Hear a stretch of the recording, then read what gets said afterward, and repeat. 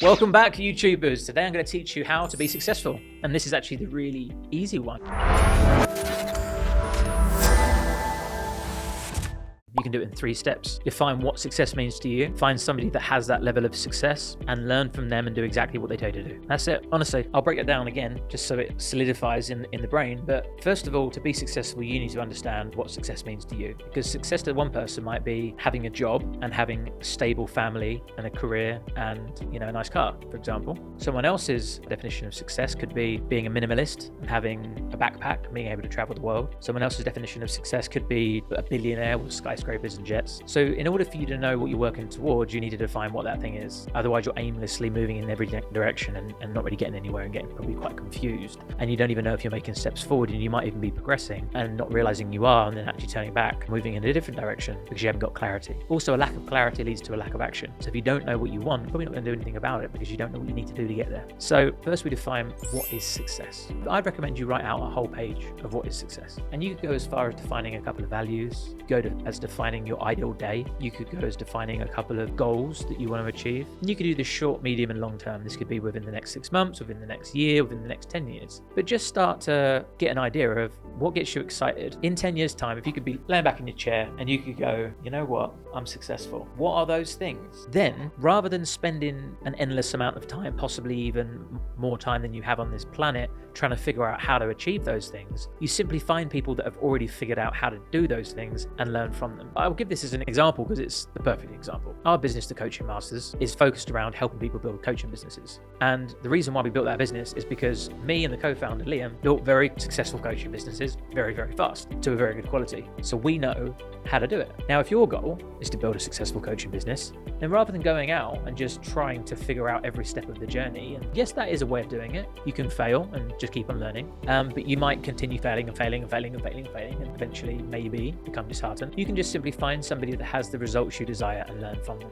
But it is important they have the results you desire, not just necessarily the teachings. I know many coaching trainers that have loads of training available that looks brilliant, but yet their life looks very bad. Because to me, that's not successful. That means you have an unsuccessful route to success there. A is where you are now, B is success. There is a vehicle that will take you there, and it is education, it is mentoring, it is coaching, it's things that will allow you to learn the things that you need to take those steps along your journey towards where you need to be. But there are people that will teach you but haven't even obtained the result themselves, or have that part of their life sorted out but not the other parts that you want. Even if it takes a little bit longer than usual, really spend the time to find somebody that you admire and that inspires you, and that you can look at them and go, do you know what? They've got this that I want, got that I want, and they're the kind of person I'd like to be. Those are the types of people that you want to be learning from. And also check they've got proven results. So check they've got a good life, check they've got good case studies, and learn from them. And then you're going to get there in half the time with half the stress. It's going to be a hell of a lot easier for you because you're doing what somebody else knows works rather than trying to guess your way along the journey. So that's the first thing. There are a few extra things you can do. Everyone would have heard this. You are the product of the 5 people that you spend the most time with. But it really is true, because the conversations that you have, the things that they do, people that they are, will absorb into your subconscious and you will become like them. Not only that, but you'll be in better circles of people, you'll collaborate with one another, refer one another, teach one another thing, and it just all round is hugely beneficial. If you're spending time with people that don't have the things that you want in life, you are going to be one of the other people that don't have the things they want in their life. If you spend your time with people that have all the things they want in your life, it won't be long until you are one of them people. So try and work your way up the social ladder by connecting with people who have the things that you want, who are the people that you would like to spend time with, and that are good influential people that are going to move you forward in life rather than drag you back. Because there are friends in this world that will discourage you from going after your dreams because it makes them feel uncomfortable. You say, oh, I've got this idea of starting this business, and they go, do you mean business? You can't start a business. You can barely put your trousers on in the morning, you idiot. They're having a bit of banter or whatever, but you still feel that, you still absorb that, and then you go, oh yeah, maybe you're right. That's never going to help you. But say, for example, you're in a room with a group of people and you say, I'm going to start a business. They're like, wow, that's amazing. Congratulations. What business is it? I know 2 people that can help you with that.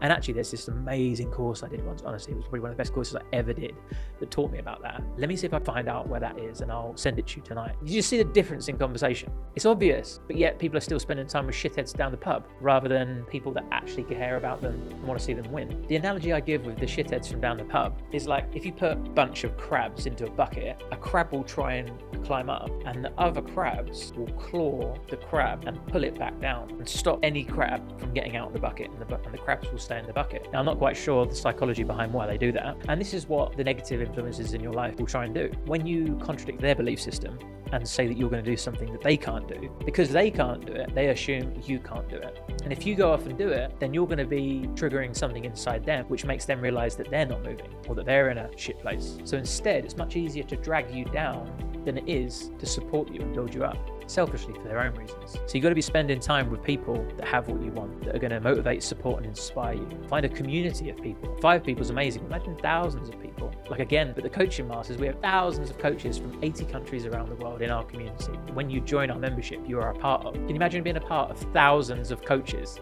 that are all positive, motivating, inspiring, and empowering, that want to see you win, that you can connect with, network with, do business with? It's a complete game changer, rather than spending your time with the people that just want to tell you you can't do it because they can't.